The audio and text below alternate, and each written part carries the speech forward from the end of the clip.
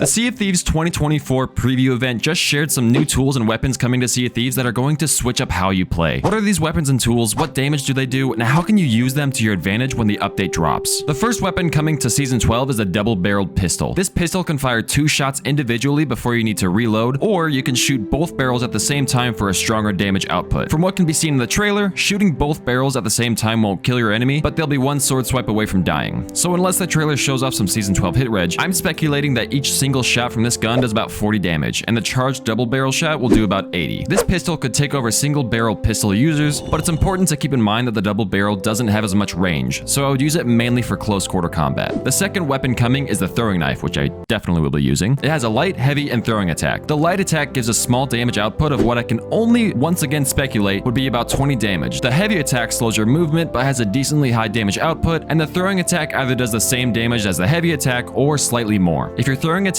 misses your target and hits something solid, you can go back and retrieve your knife to replenish your knife supply. The downside is that your enemy can also pick up the knife you threw and use it to their advantage too. I personally might be using these with a blunderbuss so I can start with some decent damage and then quickly pull out your blunderbuss to finish the job, or start with the blunderbuss shot and finish with the knife throw. Moving on to the tools, the first of 3 tools introduced was a scatter shot. The scatter shot is 4 small cannonballs netted together and can be loaded into a cannon and shot at an enemy boat. When it gets shot out, the 4 cannonballs scatter and hit the ship, causing tier 1 holes at each point of impact. This tool can be useful for keeping your enemy running around at 4 different points to repair the small holes, giving you much more time to give more pressure than if you fired one single cannon shot. If a galleon filled all 4 cannons with a scatter shot and shot them all at once, that enemy boat would have 16 tier 1 holes, which I would just quit my game at that point. The second tool introduced is the bone collar. This is a throwable like a firebomb or blunderbomb, but on impact it summons 3 skeletons that will fight for you. This can be thrown on land or on a ship. These bone collars will be especially useful against solo sloopers because if you throw one on the solo's deck, they'll have to prioritize finding a way to kill those skeletons if they don't want to risk dying from PvE. This also might be useful to use as your first shots in a naval battle so that right after you shoot those and get the other crew fighting your skeletons, you can use the extra seconds to start firing cannonballs and get the upper hand right out of the gate in a naval fight, keeping your enemies away from their own cannons. The third and last tool is called the wind collar. When you use this, you blow into a shell type object that will release the strength of the wind, giving your sail the boost it needs in dire situations. You can also use this to knock players away, propel yourself in the water, use it as a makeshift engine for your rowboat, use it as a fire extinguisher for your ship, and even use it to slow your fall to negate fall damage. The wind collar has a finite amount of wind, so you'll have to keep track of what you have left. I'm not sure how you'll know how much wind you have left, but my speculation is color drains out of the shell the more you use it, the same way a trident drains its color when used. For strategy, the wind collar can be especially useful as defense on your boat, knocking borders off your ship, and to obviously catch up to those Reaper runners that you keep smashing your keyboard over. Keep in mind, all of this is still being tested and worked over, so everything you see in the trailer is still subject to change. But what do you think about these new changes? And hey, if you like this video,